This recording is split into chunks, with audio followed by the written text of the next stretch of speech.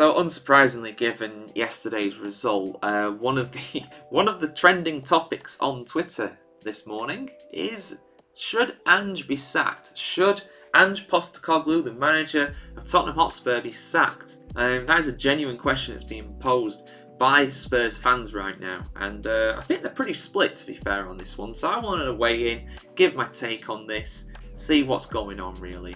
Because for those that didn't know, and you can go over to my Premier League Game Week 11 review if you haven't seen it already, of course, but for those that didn't know, Spurs ended up losing at home against Ipswich Town. Ipswich's first Premier League victory in over 20 years. They hadn't won a single game before this. They were the only winless side going into round 11, and it's a huge win for Ipswich. Huge win. Out of the relegation zone. Massive for them. Could really spark a comeback this season, get them back on form. But yeah, Spurs were just bad. Like, really bad. Let's not get away from that. I mean, Spurs bossed the possession, but they didn't really do too much with it. Tight VAR call, to be fair. I think, was it Brennan Johnson who scored and it was disallowed early in the second half? That could have changed things, but it was disallowed in the end for handball. Bentancur did get a goal for them, but overall, Tottenham losing at home against Ipswich Town is pretty unacceptable. So, should Big Ange be sacked? Well, short answer for me is no. I don't think he should be. I think that's a bit harsh.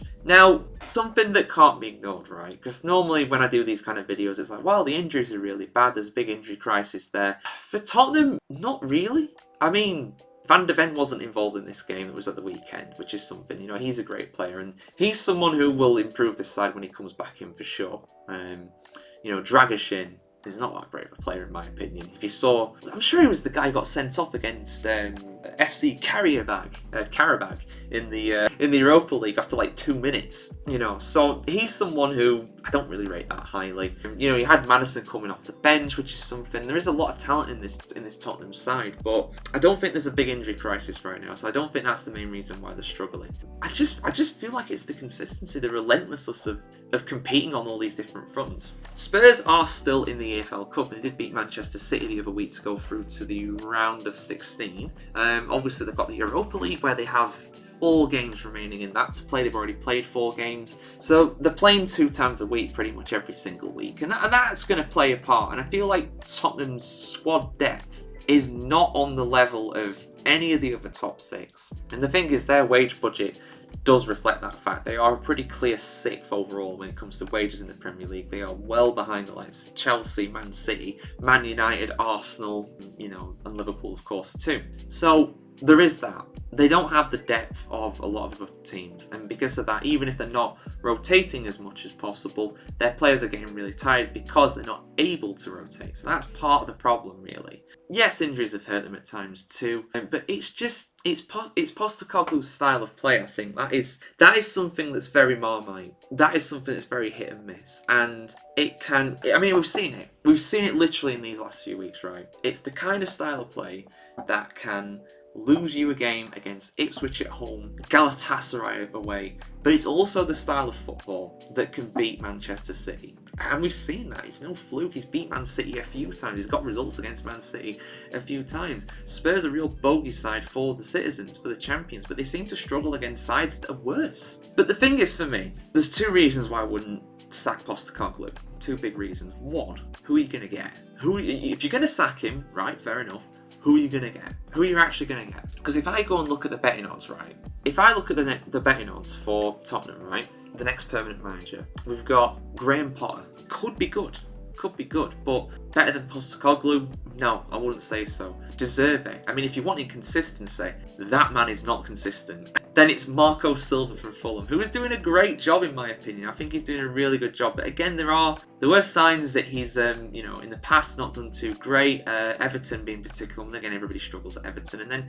Thomas Tuchel is 4th. No chance. He's going to become the England manager. Why would he become Spurs manager? Why would he put that much pressure on himself? I think Thomas Frank could be great personally, but I think Postecoglou is the guy. And the second reason for this, the biggest reason, right? Postecoglou, a bit like Ten Hag last season with Man United, to be fair, Postecoglou might well end up getting you an 8th place finish in the Premier League. But he might win you the FA Cup. He might win you the Europa League. He might win you the EFL Cup. And what do Tottenham fans crave more than anything right now? A trophy. They are the butt of every joke from every fan base in England because they are so good on paper, but they win nothing. If you give Tottenham fans a chance, right, you give them a trade deal, you give them an opportunity, a decision point to make, right? Top 4 Champions League football, but you're obviously not going to win it next season. Or EFL Cup, you get a trophy. Or the FA Cup, get a trophy. Take the trophy. Take the trophy every day of the week. You have to. You have to. You can't not. With Tottenham's history and everything, in recent times, you know, what is it? One League Cup in the last 30 odd years. That's the only thing they've ever had.